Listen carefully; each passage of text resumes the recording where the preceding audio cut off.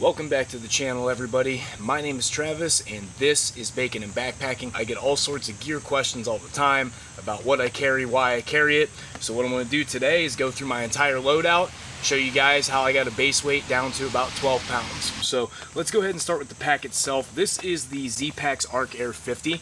I'm going to go ahead and hit some highlights real quick, but just so you guys know, I do have a video on this on my channel already if you want to go more in depth into the pack. So basically this is a super lightweight pack. There's a lot of things I like about it. I have the cooking kit attachment right here, like this little sidecar for it. These pouches down here come standard with the pack. This mesh outer pocket comes standard with the pack. It is a roll top, okay? So you can go ahead and roll this thing down. Another little add-on I have is I have this front water bottle pouch right here. I have the hip pocket attachment, and then Sarah, who is behind the camera right now, was so nice to get me another one for my birthday. But I really love this thing. I've been using it on all of my trips for a year. It's comfortable, it's lightweight, it stays close to the body. Most of the time when I have up to 25 pounds or so in this pack, I don't even realize that I'm carrying anything. So I highly recommend the Zpacks Arc Air 50. This is the Warbonnet Blackbird. This is the original version, not the XLC. I do have a video already up covering my hammock setup. Couple things I really like about this hammock. It's not the most ultralight option, but ultralight is kind of about, you know, carrying the minimum that you need, right? And I feel like I need everything on this hammock. It has a built-in mosquito net, which is clutch when you live in Ohio, okay? So it's got the built-in mosquito net, and it also has the built-in gear shelf. It's really nice to have water bottles and phone charger and stuff like that inside the hammock with you, or in the winter time, like an additional warming layer or something like that. If you felt like you didn't need those things, there's probably some lighter weight options on the market, but this thing works great for me. All right, next up, inside of the snake skins here is my Warbonnet Mountain Fly tarp. Warbonnet makes all types of different tarps for their hammocks depending on weather and seasonality. I feel like this one is the best compromise. Like if you had to pick one tarp, I feel like this is the best overall tarp. I've used it down to about 12 degrees Fahrenheit in the winter, and I also use it, you know, in the summer as well too. These snake skins are from Hennessy Hammocks, okay? But these things are super convenient. It allows you to quickly deploy your tarp and also quickly put it away once you're done with it. This is the Warbonnet Diamondback. Everything about their quilts are fully customizable, and I'm going to go ahead and show you some of that here real quick. This is the 40-degree version, and then I also have their 20-degree version as well. So let's go ahead and go over some of the features. A quilt, you can just use it like a blanket like this, but if it does get a little bit colder, what you can do is you can turn the foot box into a sleeping bag. Down here you have this elastic draw pull. It's going to go ahead and close that off down there, and then you've got another piece of insulation to go ahead and stuff in there. Unlike a sleeping bag, that is the back of the quilt. It is open. This has a draft collar on it, and it also has a draw pull as well too, so you can cinch this thing down tight around your neck up here to stop draft from coming in. You can see this black part right here. This is the draft collar that's going to wrap tightly around your neck. Honestly guys, I love the quilts. They're less weight, less bulky, less expensive, and keep you exactly as warm as a sleeping bag does. So if you're on the fence about a quilt, just go do it. You'll be glad you did. So what I do for my bottom insulation is I have the Wooki underquilt from Warbonnet, and as you guys can see, there's no wasted material on this. You can see how that baffle pattern runs diagonally, so you know that matches the way that you lay in the hammock. There's no wasted, you know, weight and insulation or anything like that. On the one end, you just have this like little, looks like elastic, and this just goes over the end gathered part of the hammock. And then down here on the other side, you just have a micro carabiner that you just attach on the other side. This is the 20-degree version, okay? I use this year round. The best example I can give you is you don't change your mattress in, like, you know, the winter versus the summer because of the changing temperature, right? You change like your top insulation. So this 20-degree quilt is fine year round. All right, so this is my Ridgeline kit. Inside of this kit is basically just my cordage. This is for my Ridgeline. and I've got 2 pieces in there for the doors. And then my stakes are MSR groundhogs. I love these things. These are really good compromise between like weight and also functionality. One thing that literally saved me like 6 ounces off of my pack weight was switching from 550 paracord to Dyneema cordage. Sounds stupid, but literally saved almost half a pound by switching out my cordage. Alright, and then this is my Amazon special inflatable pillow. I'm always like back and forth between, you know, even having a pillow for my hammock, because generally I put 1 breath in this thing and that's it. And half the time I end up kicking it off to the side and don't even use it. My cook set, just so you guys know, I do already have a video on my channel about this, so I'm just going to kind of briefly gloss over this. All of the cookware is from Toaks. With the 1.1 liter pot, which is this big pot you see, it does come with this little skillet looking thing. This is the 450 milliliter coffee cup. They do come with this little mesh carrying case that is pretty nice. This is my favorite budget piece of gear that I think I've ever had. This stove is an AOTU stove. They still have it on Amazon. I think it's 12, 13 bucks or something like that. Been using this thing for literally like 3 years. Still works every single time like a champ. This is my titanium long-handled spork from Fitness City, another Amazon product. Do you need a titanium spork? Probably not. You could probably just use like a, you know, plastic silverware from a fast food restaurant or something. But if you're eating freeze-dried meals, I like to have the long handle so I'm not like sticking my hand down in the food, like down in the sauce and everything. This is just a freezer bag.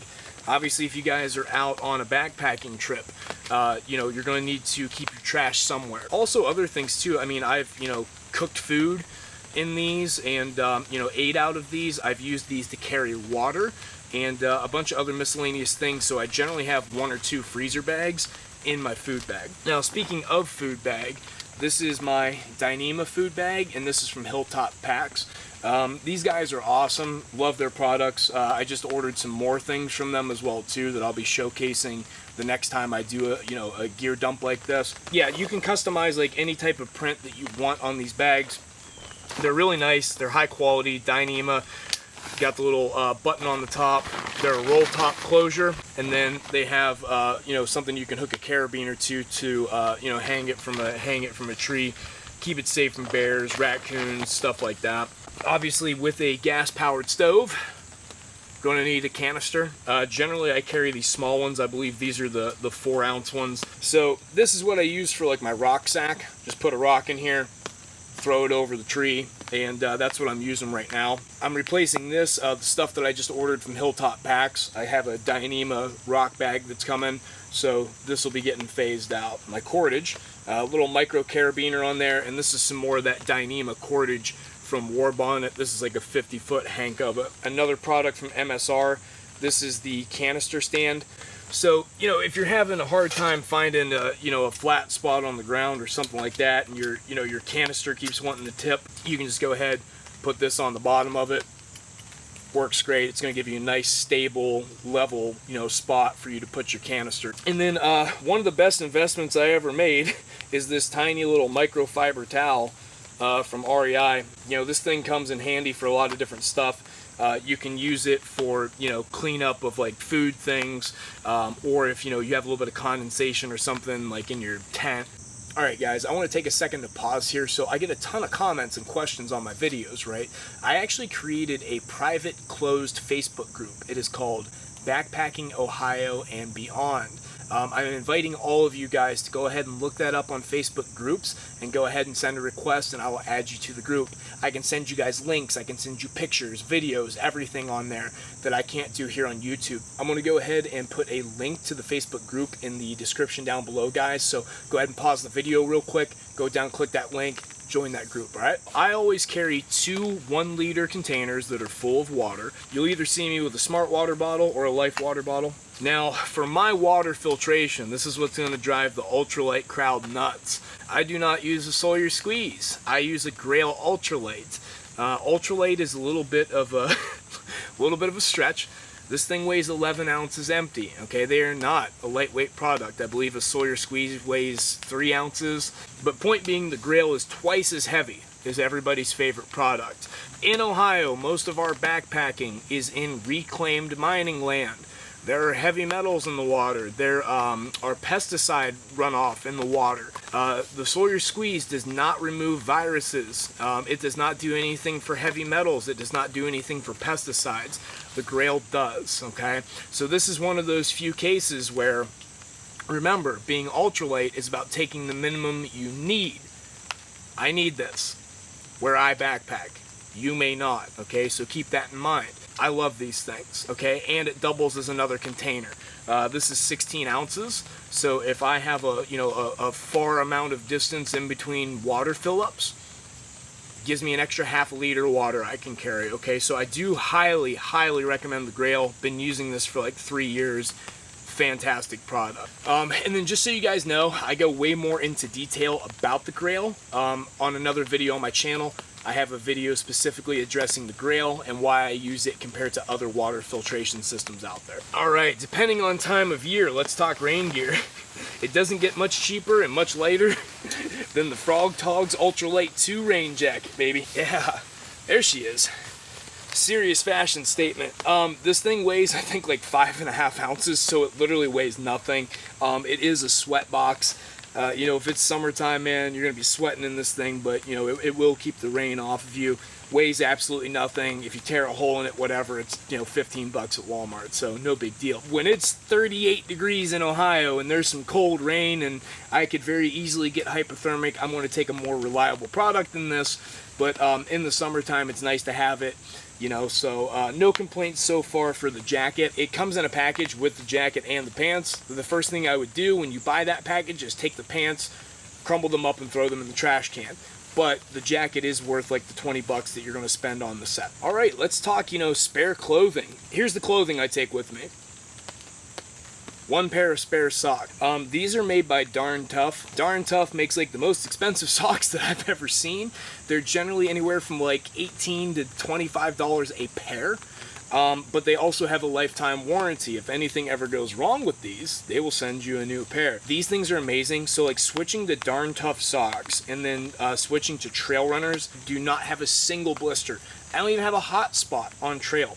And I'm walking through water crossings, I'm getting my feet soaked, I'm leaving these on, soaked, I'm leaving my shoes on, soaked, and I'm still not getting blisters. Guys, other than, you know, your big items like your pack, your sleep, and shelter system, the next thing you should definitely invest in is definitely footwear and quality socks, okay? It's going to change your whole experience. Cannot recommend these enough. If you guys have seen my Cuyahoga Valley National Park backpacking trip, my headlamp died on that trip, so I bought a new headlamp. This is the Nitecore NU25. Really like this thing, super lightweight. I think with the charging cable and the headlamp together, it comes out to just a little bit over 2 ounces. 3 different white light settings, a strobe setting, and then also 2 different red light settings. Plus it's rechargeable. I'm already taking a battery pack with me to recharge like my phone and everything since I'm recording. So it's nice to have a charging cable. It's lighter than spare batteries. So really digging this thing so far. Only used it like twice, but really good product. Both of these Dyneema bags are from Space Bear Bags. So this is obviously my first aid kit, and just in case you couldn't tell or you forgot, it lets you know right there. Okay. These are just fun little Dyneema bags. You could easily use a Ziploc bag for this stuff, guys, but I like buying cool stuff. You know, I backpack a ton, so I like having, you know, funny, interesting things. So in here mainly, I mean, I just have like some meds. I have some allergy pills because I have really bad allergies, some ibuprofen because duh. We also have like some Gas X pills and stuff like that because generally when you're out, you know, hiking on trail, you're not eating your normal, you know, diet, and sometimes that stuff messes with you a little bit, so it's good to have an insurance policy. The second most used item in my medical kit is moleskin. I don't have any blisters, but I do still think that this is a really good thing to have in your kit. And then the rest of this stuff is your basic first aid stuff. There's some alcohol wipes in here. There's some Quick Clot in here. There's some gauze pads, some Band-Aids, stuff like that. Just stuff for minor, you know, scrapes, abrasions, things like that, okay? It's not like a trauma kit or anything. My favorite thing that I've ever purchased in my life. This is my hygiene / poop kit, okay? This is also from Space Bear Bags. This thing cracks me up every single time I use it. In here, I have a tiny little thing of Body Glide, but just in case you do have some chafing for the like ounce and a half this weighs. Worth bringing it for an insurance policy. I just have like a little mini folding toothbrush, and then just a couple of these little flossers. Generally the baby wipes go in there. And I forgot to mention, I no longer carry like a travel size tube of toothpaste. I have the little bite things that you throw in, and those are actually in my medical kit. So that is my poop and hygiene bag. All right, so for some of you ultralight backpackers that literally just hike all day and don't really care about camp, you just plop up your tent and you fall asleep, okay? This part's not for you. Trigger warning, there's some stuff in here called tools, and they're heavy, okay? This is the Silky Pocket Boy. This saw is amazing. Definitely the best backpacking saw I've ever used. It does come in under 6 ounces, even with the case. So as far as like lightweight options, it definitely still fits within those parameters. This thing just burns through wood like super quick. They make replacement blades for it. You know, make this the last saw you ever buy. Can't recommend it enough. I take a fixed blade knife backpacking. Why is that? Well, as it turns out, I actually have an entire video about this. You know, why would a person take a full-size knife backpacking? And basically for me, it's the fire processing. Depending on where you live and whether you like to, you know, have fires and hang out in camp while backpacking, this may not be applicable to you.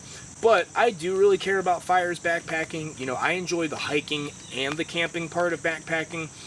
Sometimes here in Ohio, when it's really cold and things are really wet, it's hard to start fires with all wet wood. This allows me to process wood down into a manner in which I can get a fire started. I use this to split my wood. I can make feather sticks with it. I can process some fat wood shavings.